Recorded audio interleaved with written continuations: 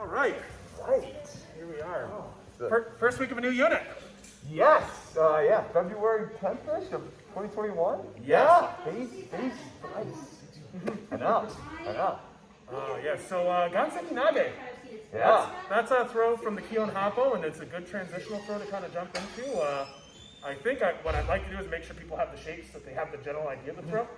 So kind of start off, again, that sterile model that we talk about, but then I say we add some grit in, like what is some English we can start putting on this? Yeah, I agree. I think we got to let's put them through some break ball drills first to kind of get them, nailing that. And yeah, Gansaki Nage, I think it's always good to take from like the technical aspects of Gansaki Nage and then loosen it up, because in the end, the whole thing's that throws a feeling.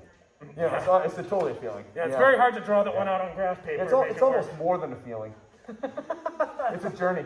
Oh, man. Let's do it. Oh, man. Okay. So, phase 3. Throws. All right. That will be on the agenda for the next foreseeable part of your life. Now, as we go through this, we're going to basically ratchet them up in like severity.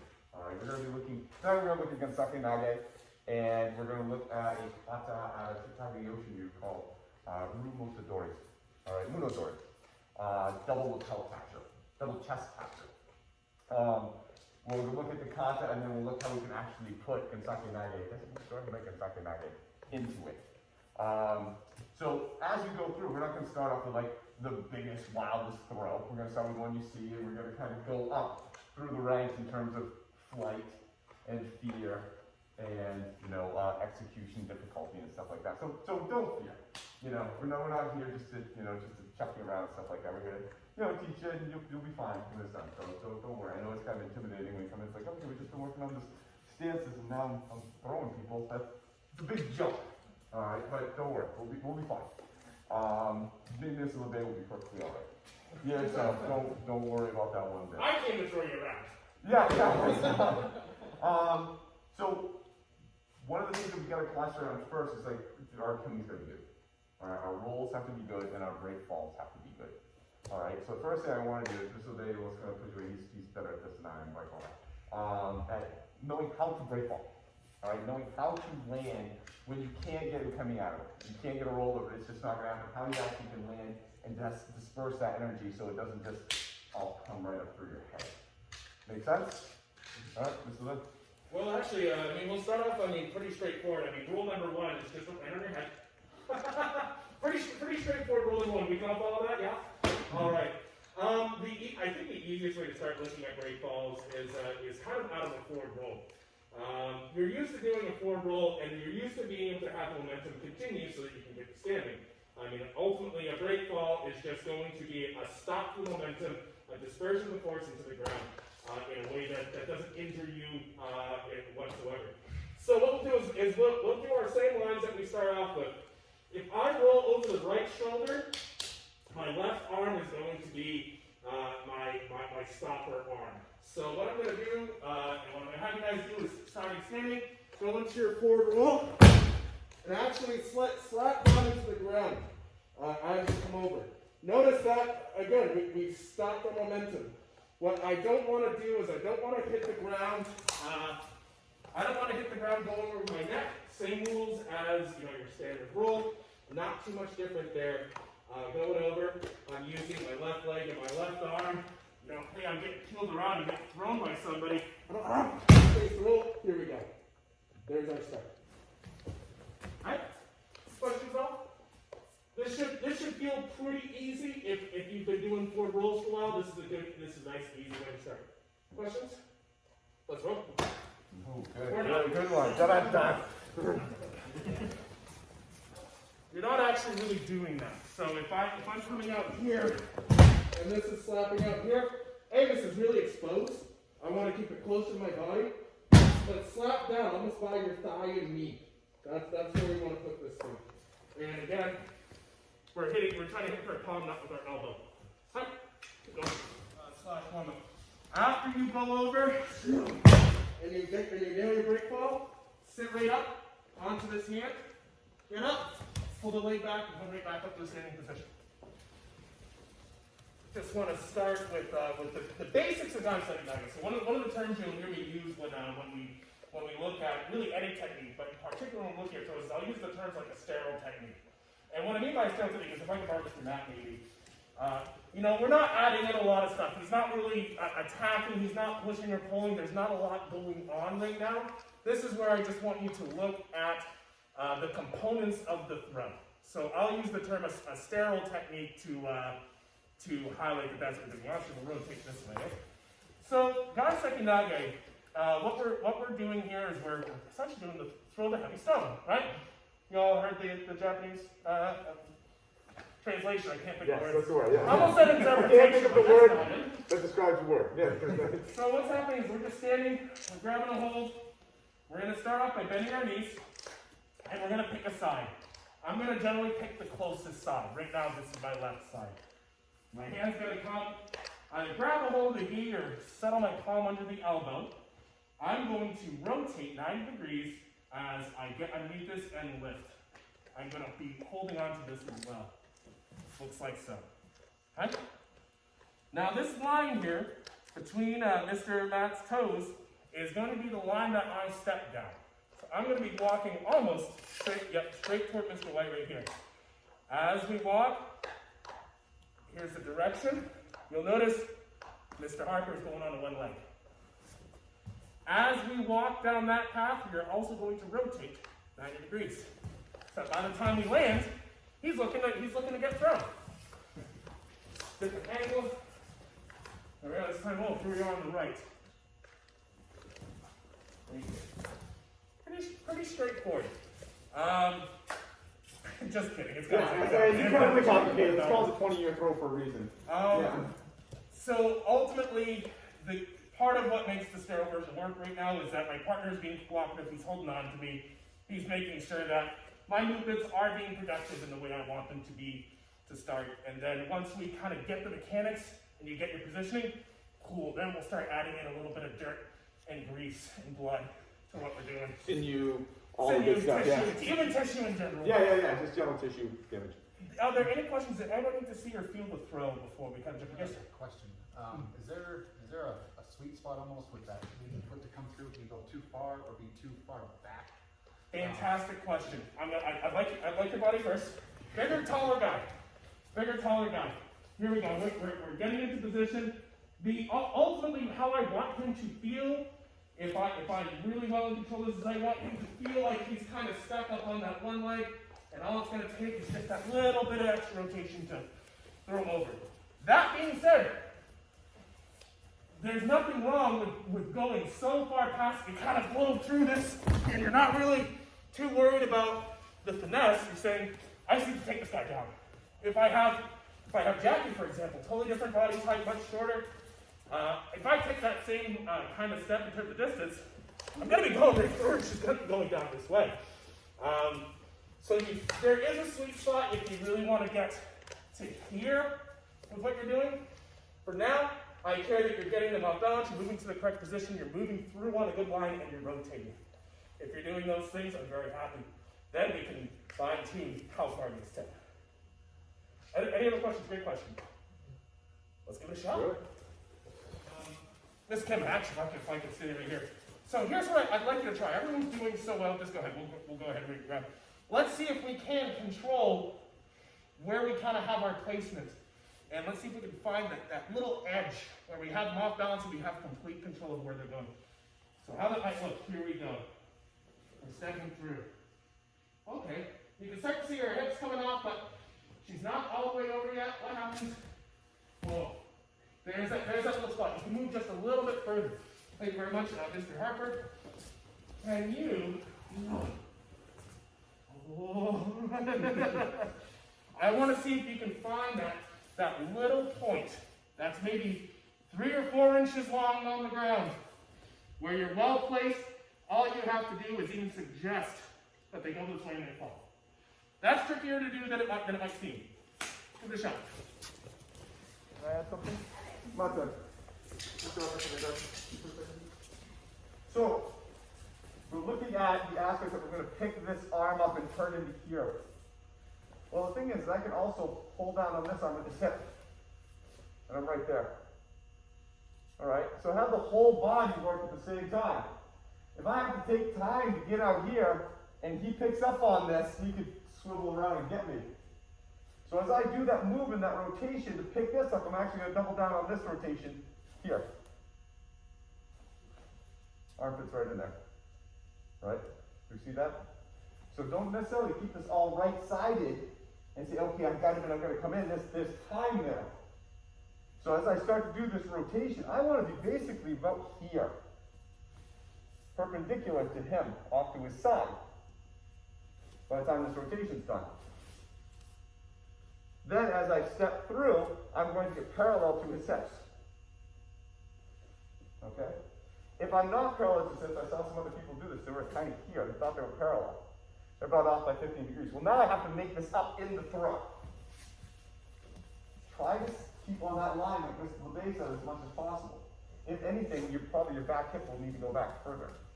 So as this starts, you can focus on this, but also focus on this hip pulling back. Stepping through. See how it's coming back into there? And then we can go. Okay? So this time, focus on that pull down also. So you don't have to go out quite as far. Alright, go ahead. Quick question. Yes? Does that pull down make it more advantageous for you not to lead your arm back? You know? That makes sense? Like, Yeah. I would say less likely to lead your arm back when you're doing the throw, I think. Yes. Yes, because that's a good question. Because this is typically what a lot of people do. And so get to here, and then this happens. And this arm is behind me. All I have to do is think, yes, Nage Ryo on me in an instant. Because of that, because I have to take this step, and I feel all this resistance, right? I'm giving you an opportunity there. So now, instead of having my hand go back here, if I hold this with my hip, not my arm, my hip, my arm's already right in front of me, before I've even taken the step. So now your opportunity to do that Munedori is really hard now. It almost locks that throw weight in. Right, because the goal is to get them like this. Shoulders right, vertical to the ground. Them on this foot. The more you can get them there, the easier they will be to throw. And that's what that hip does. And also too, it prevents this aspect because my arm's going to be right here, right here. I didn't even have to move, I didn't have to step out. If anything, I'm going to have to step back. Pull it, throw up. Okay? So focus on that pull down. It'll help not let that arm go back as far. Make sense? Good. Okay, mate. So, have control of their upper body. I see a lot of people, they're kind of loose into here, and they're loose into here, and there's not a lot of connection between me and Mr. Harper. I really don't have control of his upper body too well right now. Yeah, we're giving him tons of room to move. Practice, as this is starting, what is that? Get this snug. Get this tight. I got him right up he's right on my hip. I have him. If he tries to do something, putting me in an arm, it's going to be very tough right now. As I move, he moves.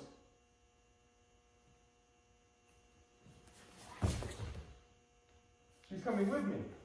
I'm not hoping he catches up because the slack goes away mid-throw. Right? Because that's what I'm hoping. I'll loosey-goosey on him. Okay. All right, that slack has to keep up. And now, mid-throw it happens. No, why bother to do that? It's too hard. I better control him. Keep this tight. Tight. Every inch that I move, he moves. So now I can determine that throw. Keep him snug. Try that. I think it'll help you make a little bit more efficiency on the throw. Take that slack out. We're going to look at another two small components of this really fast, and actually, Mr. Chris, because we can chat about this.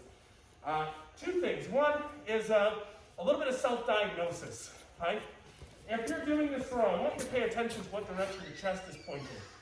So, if I jump off to the side and I'm like, oh, hey, I'm doing really great, I'm in a spot, he's bent over, I'm really happy, and I start pointing my chest to the ground, my arms way behind me, oh no, I can feel my shoulder needing more surgery. I don't want my chest facing the ground. where I'd like you to keep your chest facing is straight out in front of you. Now, what that tells me is that you're doing the throw with your movement and your rotation. Not with your chest musculature and your shoulders. Thing number 2, if you want, have your partner line up on this line. When you go for your entrance, all you have to do is be 90 degrees to this line with your hips and your shoulders. As I move off, here we are. My hips and my shoulders are perpendicular to this line. From there, I just have to walk along that line. And hey, look, there's our throw. That's the direction. It's a very cut and dry way of looking at it. Again, we're looking at it in a fairly sterile environment. There's not a lot of extraneous stuff going on. That's a very clear line you can cut. It's like learning how to do 45-degree movement with Ichimonji, and then later on, okay, we'll change the angle a little bit for different things. But that's the way to line it up. Questions? Chest up, try it on a line. Keep going. Why this is hard is to get, itchy more here, 45 degrees. You're kind of looking at one line on the ground. Well, now we're looking at lines going up, down, three-dimensional the whole way. Okay? So, if I can borrow this a little bit. In the end, I want to get his shoulders this way, right there. That's where I want to get him. Right? That's the position. So I have to take his shoulders from here to here in my movement. His shoulders are in a straight line almost on the outside of his foot. I'm going to put my foot right there. Alright? That's the pivot point when he turns. If I'm past that, he falls. If I'm short of that, I have to chuck him over my legs. Okay? So, I can either, 1, keep his shoulders on this plane. Again, they need to go to here. Keep his shoulders on that plane and try to beat through them as I come through to get to there. Or, hold. They're already there. Now I just need to put it the outside of his foot. It's a simpler move. This is very hard for me. Try to punch it down. Try to pump and pound and turn as I walk through. That's a lot of pressure. A lot of pressure. Strong guy, he's not going to let me do that.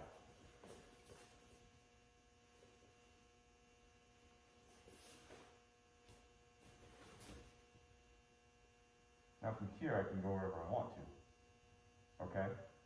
So understand what you're trying to accomplish with this person. Your foot, you asked the question earlier, like where's this right spot to be? For me, I always look at it as I want my foot to be right about here.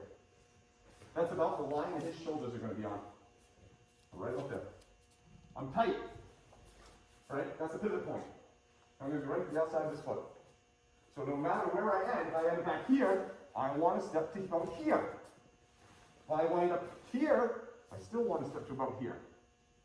I may have to change my footwork a little bit, but I'm not, if I go further, I'm going to throw him. Does that make sense? So understand what you're trying to accomplish with this person. This.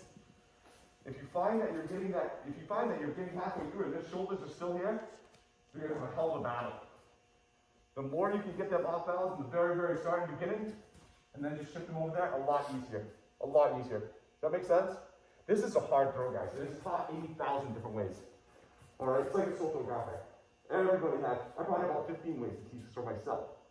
Alright? So, but again, the reason there's so many different ways is because we're all looking for a result. And the result is this. Okay? So find the result. Go ahead. Basic option. So we've been looking at, okay, what's the general geometry of this? We've been looking at this again from a fairly sterile circumstance. Not a lot of movement, there's not resistance, there's not striking or anything. But what if I'm the attacker and Mr. Matt is going to do the throw? What if all I do is I just kind of add a little bit of stepping? He goes to his spin and at any point he feels comfortable. Okay, freeze. That kind of, my momentum from walking pulled my right foot out further than I thought. He has to kind of adjust for that. He goes in for the throw. Nice. Beautiful placement, beautiful placement. You can continue to work, again, the sterile version, if you're looking at the basic position, the basic kazushi, we're off balancing here. If you're getting some good throws going in, start adding in a little bit of movement. You can challenge yourself and see how that changes where you have to go throughout the throw. Right? Cool, let's keep going. My turn. 90% in. We were like 90% of the way through. A little further than that would have felt like in. So Mate, for a second. So I got Matt. My goal is to get this hand rightfully over here, right? That's what I want to do. I want to get this whole arm over here. And so if I come out and I get here, I eventually get to here, right? I had to go out this way to get to here. Good. Whole transition. This is in my way. I'm getting over here. Right there. There. That's what I'm saying. With smaller people, if you're trying to push this up, man, it's going to be wicked hard. He's going to push right back down on that in a second. He's got downward pressure on you. But you have downward pressure on him with this side. Boom. Right there. You're already in it. Alright, so definitely if you are a shorter person doing this against a larger person, the pickup of the arm is going to be really, really hard. You'll need to be there to a point. But focus more on this, please. Bring them down to your level. Right? That's a lot harder for you to resist. Resist this. All day. All day. Resist this. A lot harder. It's your body weight sinking and pulling down. Okay? So if you're the shorter person, really focus on this. Alright? If you're the taller person, you can actually probably pick them up and move them easier. Or a chocolate throw. Does that make sense? Alright, go ahead. Add a little bit of dirt and bristle here by having people slowly serve. Mr. Brown here. What if Mr. Brown, and what if we work in 3 pairs going up and down the mat, and Mr. Brown's job is just kind of lightly pushing you along, his momentum is moving forward. Can you imagine a situation, a fight where somebody might try to push you? It might happen. Doesn't happen. Don't believe it. So as he's pushing, here's the line we're walking down. I'm going to try to pull and get off that. Oh, jeez. All it took was just a little bit of decent gazushi, and he's already like, here. God, barely like to do a darn thing.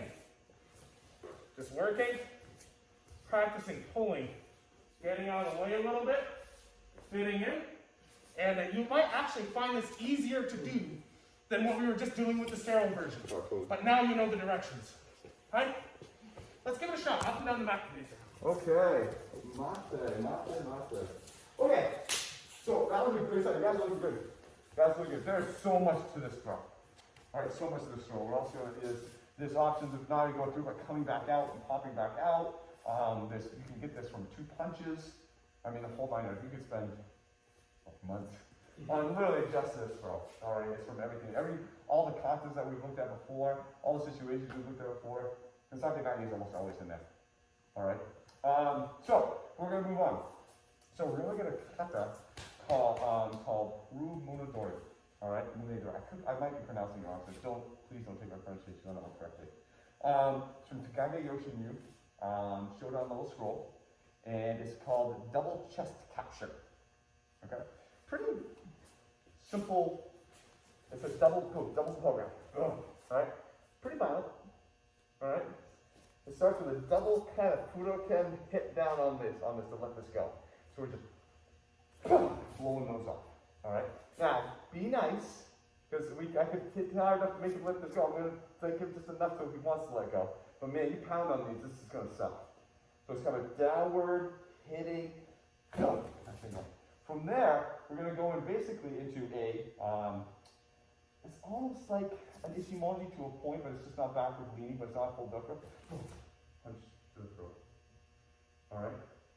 From here, we're going to raise up, from under.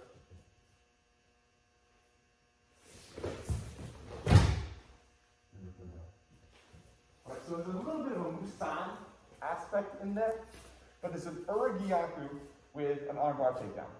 Alright? Now, depending on the version you look at, the angle changes. Some people will hit, they'll come out. They'll transition out to here, and they may actually go into E-hand out here. Okay?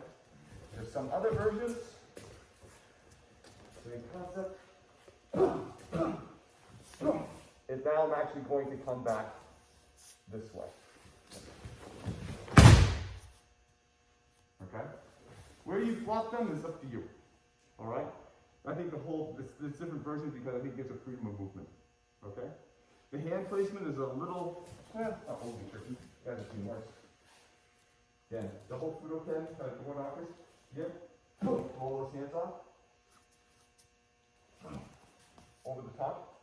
Roll off with this backhand. Again, punching in the throat because I don't want to knock you back. I just want to shock it for a second. Coming up. Switching hands. Getting this one on the arm. Alright? I kind of have this with this backhand. This one's grabbing here. It's not a typical thing here. Here. From here, again, you can spin back around. You can go up to an E hand. They're basically taking them down into that. Okay?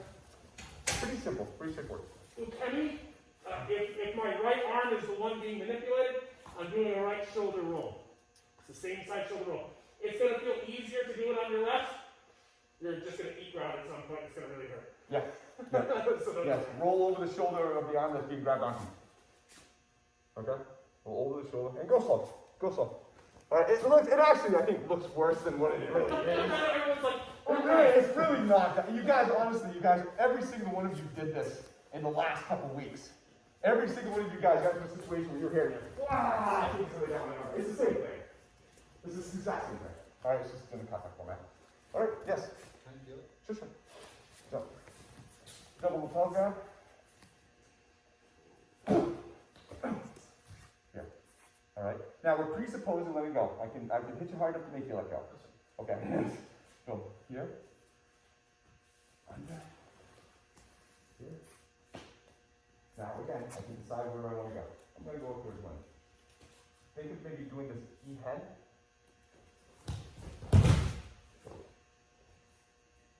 Okay. I'm going to give you a chance to practice your coming. If you really want to be a total jerk.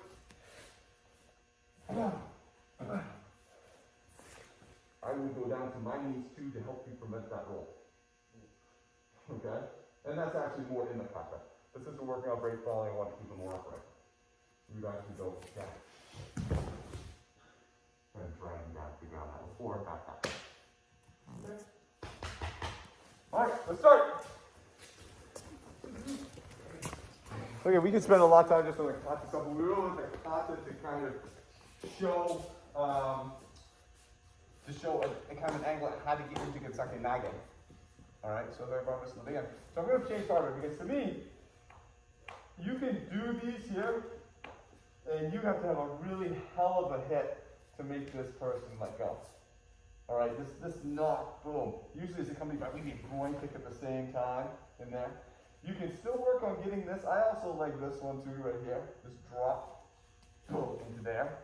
I have feeling when you really kind of brief on those, that in my history, I have feeling that makes people let go a hell of a lot more. this hurts. It really, really hurts. And it's not this, ding, ding, ding, it is a drop.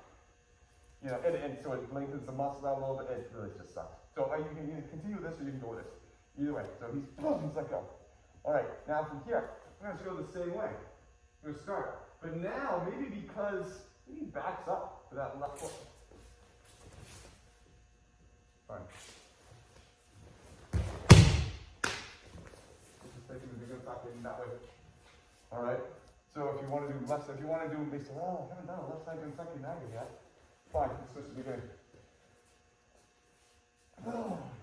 Alright, sitting in this way and this way. Now he's going to back up to that side. Come right in. Capture. And go into the Gansaki Nage. Everyone see that? Alright, we don't have to even have the foot go back. We don't want to. I'm going to kind of give you a little bit of freedom here. One. Boom. Maybe he doesn't step back. Yeah, I just want to throw him. One. Put him up with a shoot to the head. Alright, get yourself into Gansaki Nage that way. Now they're not attached to you. We don't have those arms to manipulate. So now we have to hit and move to manipulate them. Alright? Does this make sense? It's not as hard as it seems. It really isn't. Alright? I think you see like, no, it's you guys who did it. It's pretty quick. Alright, go ahead. Okay. Kazushi. Who here is unfamiliar with the term kazushi? Everyone? All right. So, kazushi is basically off balancing. Mr. Bro, right, I'm going to need a mannequin here, mannequin of a human. Kazushi is off balancing, right? If I have Mr. Brown, he's off balance back. Yeah, he has to move his feet. If he doesn't move his feet, it's very easy to take him down. The kazushi for Gansaki generally involves somebody being here, right? We're kind of taking the center line and putting both shoulders on one side of that line. That's ultimately what the kazushi is accomplishing. So you're getting to this point where you hit. Now, hey, look at the position of those shoulders. Here's our kazushi. Also effective kazushi. We'll rewind. Also pretty effective. Oh God, now he's bent over and leaning to the side. Easiest Gansaki Nage I've ever done in my life. Huh? So if you're really small, they're really far away. Oh, you can use this kick here to try to deliver your kazushi. And if this side is closer, hey, guess what? This wrist actually almost helped you. Right? So don't be afraid. Anything that gets in here, or any sort of into this space, you're doing the right thing. Okay? So keep going. Very much like we were talking about last week, where hitting people to find the place that you need them to be, right? Last week we talked about hitting them and then you're finding something. This is almost the same idea, but we're actually hitting them to put them into a place where they want them to be. I'm going to hit you because I want you to do this. I'm going to hit you to that position. Okay? So with all of these throws that we're going to look at in the near future, the entry is the throw.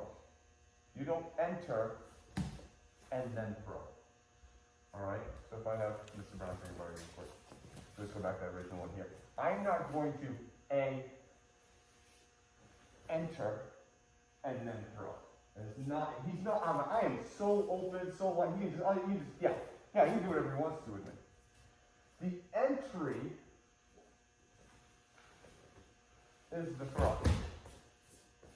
Alright? It's a subtle difference, but it is a very important one. Alright? It's like that comma in a sentence between like before, after the and. You know? I mean, it's not before the and. It's that comma can be a big difference in how you read that sentence. If I enter and then throw, I am opening myself up to a world of hurt. The entry is the throw. Okay? Does that make sense? They should be off balance before you even, almost like they fall earlier. Like, wow, I didn't even have a chance to do it. No, because your entry was the throw. Make sense? All right. Yes? So they're falling basically before your foot hits the ground? This says you're coming to. You are going to be in a position, by the time my foot hits the ground, you are 99% there. Alright? So by the time this foot hits the ground, you're gone. That 1% that's left is the direction I decide to put you. Make sense? Okay. Good. There is no easier way to break your leg than to do a Gansaki Nage Ryo. Seen it happen. Alright? And unless you want some incredible, a lot of medical bills, some ACL and some MCL repairs, keep them tight. Keep them tight. The reason that it goes astray is because you don't know where this person's falling. Your back is to them, you're loose, you got them chucked up in the air, and all of a sudden they're coming down on you. If you have them tight, you know where they are. They're probably going to be going around your hip a lot more. Alright? I'm turning my back to Mr. LeBay for a second here. I'm turning my back to him. If I'm loose and I just try to whip him around, I have no idea where he is. Alright? He tries to do something funky and funny, and boom, he's right down on my leg. Man, what a waste of a good throw. Alright? If I'm here, and I'm tight, man, I can tell, right now he's on my hip. So my knee is in a lot better position, because he's going to go around my hip. But even if you make any type of little movement adjustment, he came around here. He didn't fall into this. So please, keep it tight. Loosen it up when you have it, every single time. All right? Because then you're going to master it. Okay, I got it. All right?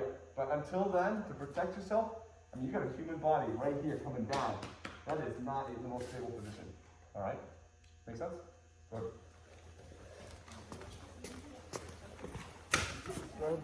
Mate, I got a good question from Mr. Josh. I want to kind of answer to everybody because it will be a recurrent theme, is your balance. And the thing is in a perfect, beautiful world where, you know, there's bumblebees everywhere and butterflies and flowers and stuff, you'd be able to do any throw with perfect posture, right? It'd be nice to be able to just throws happen. It's a little dirtier than that once you kind of start getting into things a little bit. So say we're doing this Gansaki. If I lean back on my heels, I'm going to have a very hard time progressing this throw. This is a forward throw. If I'm leaning back during a forward throw, I'm directly working against what I'm doing. I'm going to shift my weight to the balls of my feet.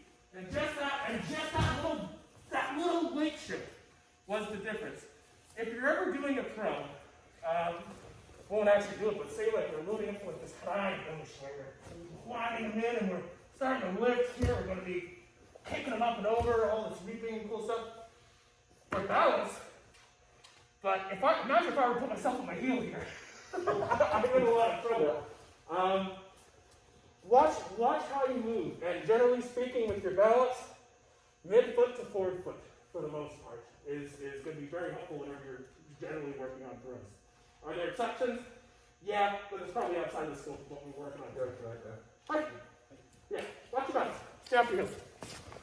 What I want to be careful of is just, especially as we get into the hairier and hairier throws as time goes along, you are still training for like 2 hours. And I want to make sure things stay safe. You guys have all been in a spot where you know what 2 hours of hard work feels like. You know what 2 hours of not so hard work feels like. Throws are generally speaking hard work, a lot of up and down, and mistakes can be very problematic. So, so if you ever need a break, please take one just as we move forward in the unit. But questions so far on Gansaki? Anything? Yes, sir. Earlier, I was watching you guys demonstrating. This is the line. I'm trying to see it. You know, hitting that 90 degree, like you parallel the line. But I also saw you guys turning it further. Is that like every time? Like, what's the significance of that? So ultimately, so speaking for myself, because I'd have to see exactly where our differences may have been in that. Ultimately, I look at this throw as a very rotational throw because that's when it finally clicked for me. So I look at this as much windier than I looked at it as when I was, say, a blue belt. Right. So sometimes that line can be very, very deep, and it's almost like in place, but I'm still doing Gansaki. Sometimes it will be much more linear and long, and I don't need as much rotation initially. The rotation happens over a broader, longer period. Ultimately, we're doing what feels like it's going to work. You know, what feels like it's going to work. I have to get you to do this. And if I'm far away from you or over here, that amount of rotation has to change in order to accomplish that. Does that make sense? I believe so. Yeah. Okay. Mr. White, do you have an answer for that? Yeah, I mean, in the end, if I'm facing off to this ability like this, I want to be in the end, I want to be here. Right? That's the position I want to be in. He's going to be leaning around me this way. And so I can either go I gotta make it around 180 degrees. So I can go 90, or I can go butt 30, you know, and then right in. So I mean, it's just like, yeah, and it's just depending on the person's strength and size and, you know, stuff like that. Are you backing up? Are you advancing? Are they coming in with that haymaker sort of hook and you're having to step off line and be out of the way? You know, but a lot of things can change where you're going to have to initially start your rotation, but as long as you rotate and you get your positions and you hit your shape swap, you got it. That's a great question. So you'd say it's variable as opposed to necessary? Yes, I would say it's an adjustable variable. Your final outcome is did you put them off balance and put their ass on the mat? This is again, we always talk about, this is imparting a feeling on the person. That's why the things that are taught so many different ways is because they're trying to find a solution, a written solution to impart a feeling on a person. And the thing is, everyone's different, so there has to be 80,000 different ways to teach it, because the way I teach it may work perfect on Jack, but he won't work on like him. But again, I want them both to have the same feeling. And so I try to stick to the endings and say, what is the feeling that they want to have, and how can you give that to them? You know, and you know, why try to give you a path when it only works on Jackie's road, right? No, in the end, you get to get over here. And so, yes, at one point in time with you, I might be here because of the way I'm set, but on this little day, maybe I just happen to be more limber that day. Feeling good, you know, and taking my fish oil, like, just not puncture, whatever. Nothing like your omega. Oh my god, yeah, it's really get in there, you know, and so, yeah, so no, it's totally variable, but this whole thing is about imparting a feeling in a person. We did this in a standstill way that was kind of probably feeling very 90-90 to you. Backing up, you know, when you're getting pushed and you're backing up, if you just try to do 90-90, you're going to miss it. They're going to step through. You almost have to do like, well, this is pretty much like 180. You know? Yeah. The dynamics of the situation will require more rotation to produce the desired effect that you might want. The timing of that rotation can change. Absolutely. That's part of the experience that you'll be building working with these Kodak and doing this unit as we go through. Because this weekend, you know, you'll be doing Gansaki from punches maybe. Oh yeah, cool stuff. Cool stuff. Other questions? That was a lot of fun. So this weekend, this Saturday, we'll be doing some more work on the throw. So please come back in. And please, if you're looking at a throw and you're saying, hey, I really need to work the fundamentals of this more, let your partner know. You can always go back to more sterile models, okay, of a throw to make sure you have specific parts of it together. I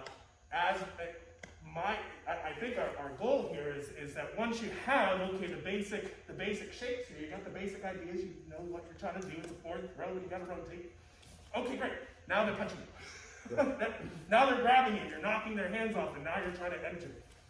That's really our goal, because you're never going to do this in real time. There's going to be a lot more dynamism to it. But that is all for me, sir. Anything from you? No, I think you guys did great. I think you guys did really good. I mean, this is a hard throw. Yeah. I mean, this is a hard throw. I mean, and on the fact too, this is a lot of rotation. There's a lot of rotation. There's a lot of body connectivity. There's a lot of, you know, I move, you move. This. I mean, it's hard. You know, this is not an easy throw. It's the 20th throw for a reason. It takes a long time to learn this, and but once you see it, and once you kind of get like, oh, I get it, I see it, I kind of see it's an interplay. You know, it's like a lava lamp. It's you know, or whatever one. It's a, you know, thing in cotton candy, whatever. Yes, I mean, there's a lot of rotation and swirl and movement in here, and it's hard. So you guys did very well, very well. Good job. All right, so. Yeah, actually, I can tell you guys all.